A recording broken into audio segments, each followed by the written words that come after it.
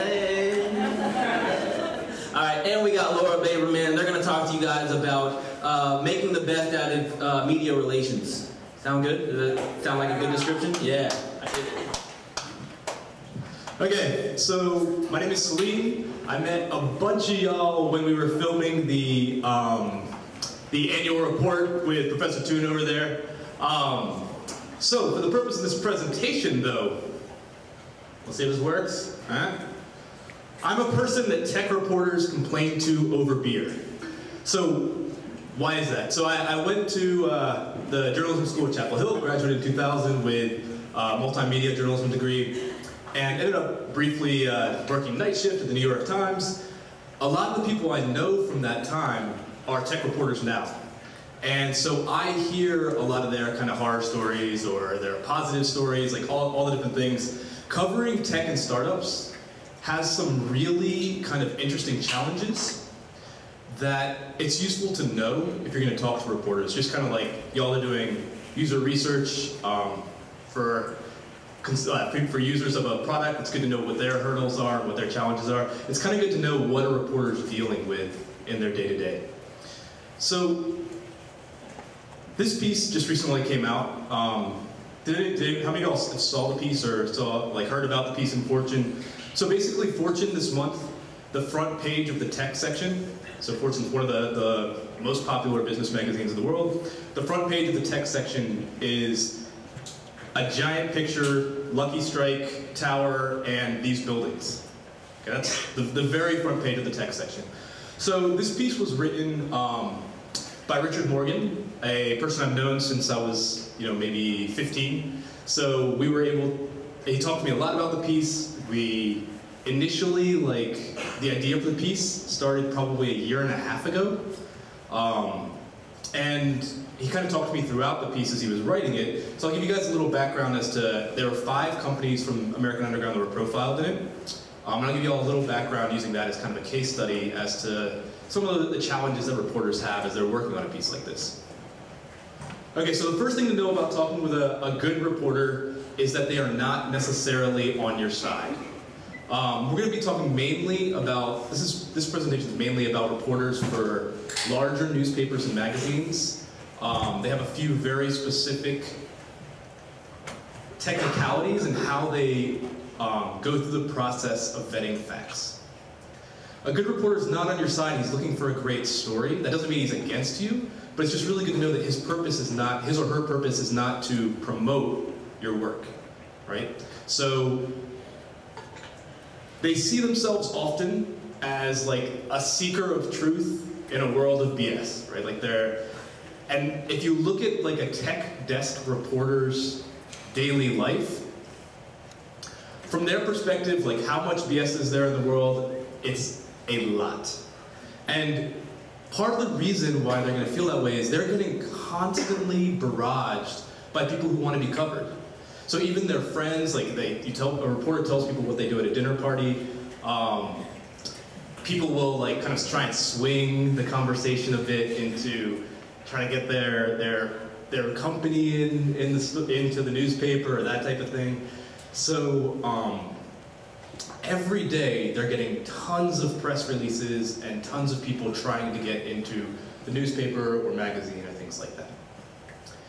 And they're under really, really tight deadlines that might pop up just completely out of the blue. So to give an example, as I mentioned that Fortune story, the idea for that was from a discussion maybe a year and a half ago. But once the story finally found a publication, it had probably about 3 days to happen. So you could work for a year and a half building up towards a piece, and then you just have a very, very short time to verify the current facts related to that piece. So they're going to be trying to get communication done really, really, really fast. And lots of times reporters seem kind of annoying because they have to make a decision really fast as to whether or not to include you in a story. And that's because there's a lot of pressure on them. So reporters report to an editor and a fact checker. A lot of people probably know this, but why is that really hard with covering startups? Part of it is that a startup isn't publicly held, right? So there's no public record, and it's very hard to verify facts. So lots of times people have talked to a reporter when they worked at a company, and they had like a really pleasant experience. They were it's very easily able to point them in the direction of facts that kind of form the skeleton of the story. But when reporters talk to startups, they can seem like very aggressive, like they're calling you out on every single sentence that you say, and that's partially because it's just very hard to know what's true. Number of users, amount of income, like all that kind of stuff. There's not an annual report that's vetted and that's vetted by an entire group of shareholders and things like that. So that's an additional challenge on their side. So they're going to be harder on a startup than they will be on a publicly held company. Okay, so as an example of like some of the challenges of covering tech, this is in 2004. There's a friend of the guy who actually who wrote the Fortune story. Was doing an interview about a hot tech company. People didn't fully understand it. The reporter keeps saying, "So this website," and the entrepreneur keeps responding, "No, it's more a revolution in communications." Okay?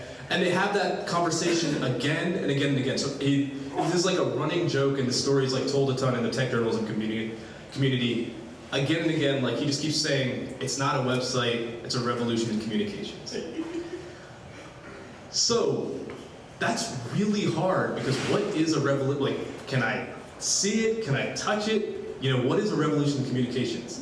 And the guy who was telling the story, he said, the more jargon you speak, the less I believe you. Which is universal among comments from reporters. I talked to a bunch of people in doing this, writer at Wired, the writer from Fortune, and a writer at the New York Times. They all said the same thing. The more people speak in jargon, the less they believe them. Now, going back to that example, it's a revolution in communications.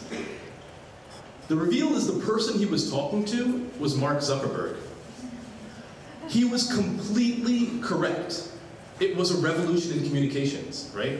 Completely. That's, to the degree that Facebook is a revolution in communications, he was being honest. But there was still nothing for that reporter to grab onto, and he couldn't get the phrase, a revolution in communications, past his editor, because it was hard to know what it meant. So, a takeaway from that, lots of times reporters are asking themselves, what can I see, what can people do, and what can we prove? So you can kind of, if you go in with that mindset, knowing that's how they're trying to build the story, or trying to figure out what it is that you're saying, you can kind of help them out. Richard mentioned that one of the things he tells people is, he'll be like, can you describe your company in 3 sentences? And they'll try and do that, and that can be challenging. And it'll be like, actually, we need it in 4 words, 5 words. And a lot of people will say that's impossible. But if you read tech journalism, you'll see companies like Amazon, eBay, Facebook described in 5 words to 3 sentences all the time. So it can definitely be done. Part of what you're trying to do is make other people able to talk about your company. Does that make sense? So you want to be able to give people information that they can then convey to other people and have them understand it. A hard and fast rule of talking to reporters, and this happens a lot in tech reporting, is that you should never say, you can say blank. Okay, like this is what you can say about my company. Reporters don't need your permission, right? So there's not like the way the world should be or shouldn't be. It's just the way the world is. Anything you say to a reporter can be printed. So lots of times reporters will talk to somebody, and then like 5 minutes into the conversation, they'll be like, oh wait, that thing I said earlier, we probably shouldn't run something like that because I haven't really discussed it with so-and-so. That's like probably not gonna happen, that they're gonna refuse to put in some information that you just gave them. Because they're struggling for every bit of information. And the fact that other people don't know it or shouldn't know it might be an incentive to them. Even if they're a totally ethical person, it might be an incentive to them to try and get that to run, because that's news, that's interesting for readers, So the short of all that is that you just don't have control over what someone runs or doesn't run. And Laura's going to get into a lot of really specific advice as to what to do with this. This is kind of like the problems reporters face, and then Laura's going to dive a bit into specifics on how to help them and guide things a bit. Okay. So what are reporters like? We've talked about some things that they don't like, but things they like. One of them is superlatives. When you're building out a news story, if you can say the first, the biggest, that type of thing, but they need proof and clarity with those superlatives. So here's like 2 sentences that are examples of key pet peeves of reporters. The fastest growing startup in American Underground.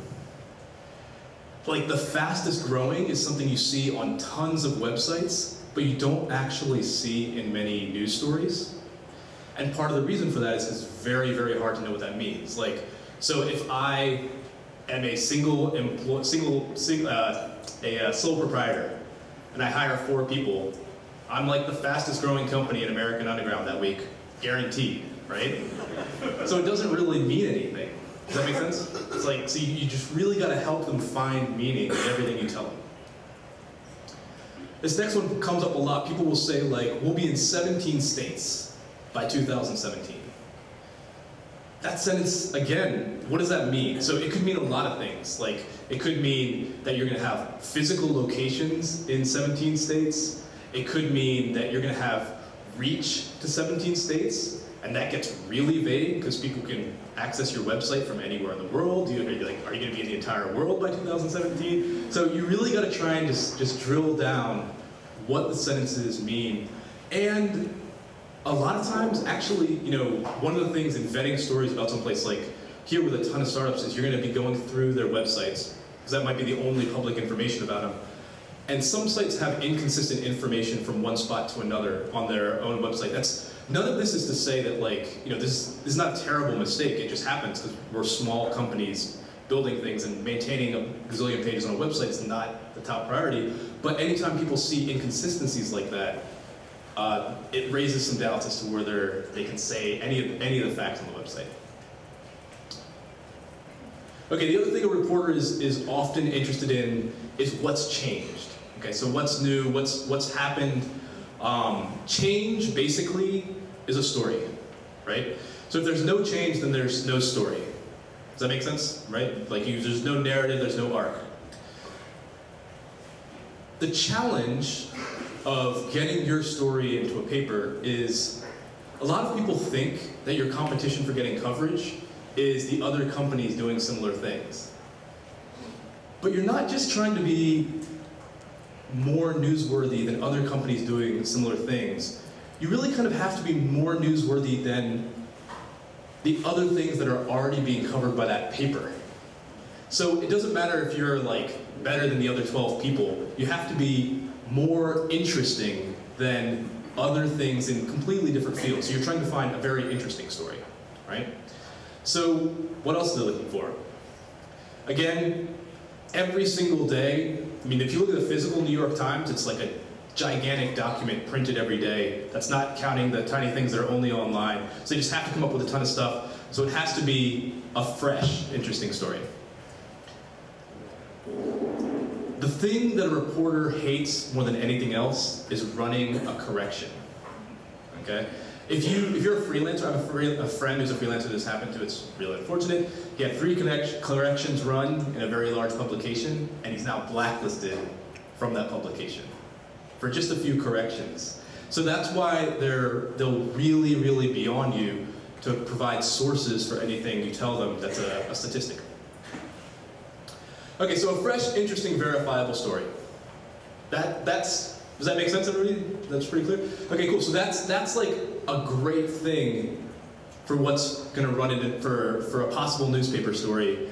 The other element, because reporters are humans just like us, and we like our jobs to go smoothly. This is like the gold. If you can give a reporter a fresh, interesting, easily verifiable story, then that's pure gold for them. And the way you make it easily verifiable is providing sources in the process, like just making sure that everything is just rock solid, you know? So some people's websites, they'll actually provide a sources page or footnotes that actually tell where every single stat they tell about their company can be verified. That's great. You're already set up for having a story run.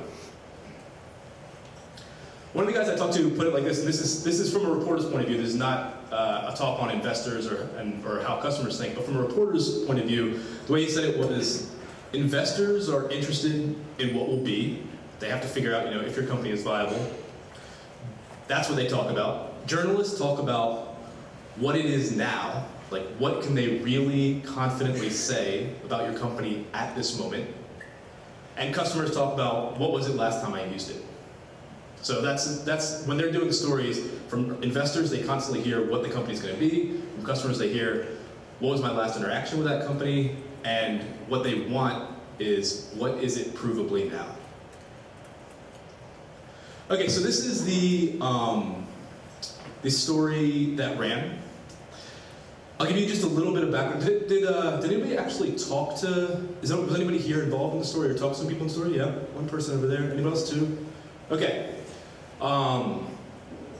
So, just as I'll give you a quick few notes on this, and if anybody has any more questions, you can ask me at the end here. The story you see in print, especially print, because print has really tight constraints, like you can't just make a post as many words as it happens to come out, is often really different from the story that was initially pitched.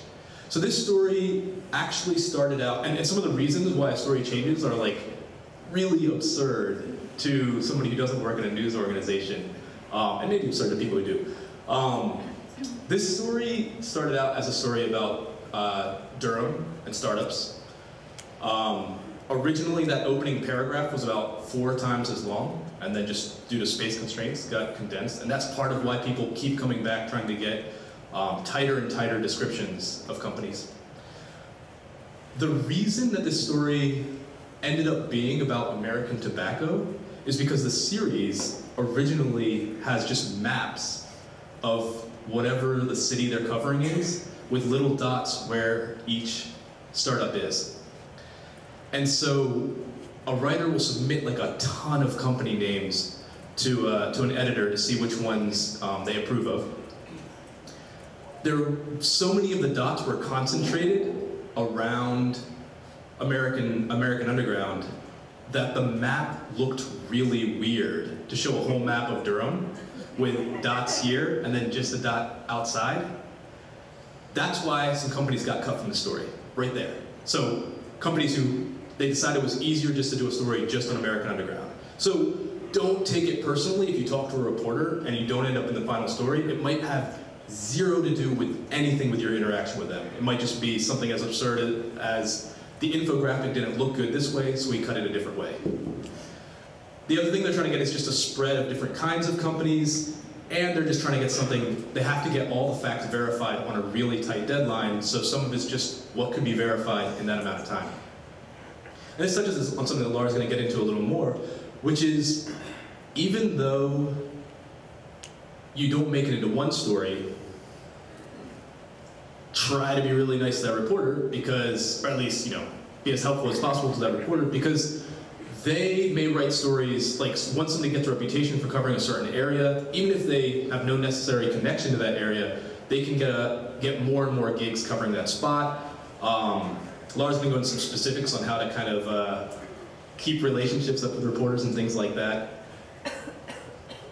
The other thing with those kind of pieces, and with all of this, is it's easy for me to say don't use jargon, and it sounds really easy just in your head to say I'm not going to use jargon, but it's actually kind of hard to do in practice, especially when we're really surrounded by a lot of startup talk. So the activity, again, that I would recommend a lot of companies do is try writing a 1-paragraph description of your company, then try writing a 2-sentence description of your company, and then try writing a 5-word description of your company, so you're ready to give reporters whatever they happen to need. So all this is especially relevant because April and May are going to be the biggest media months for Durham ever. You're not in your head, Molly? Ever, probably? Yeah, well, at least in a very, very long time, because you have Fest, you have Full Frame, you have Art of Cool, you have ACC basketball. It's just, there's going to be more national reporters in the city that have been in the city in a long time. And so aside from those stories, they're also going to have some peripheral stories that'll be things like this, like 5 startups to watch in American Underground, things like that.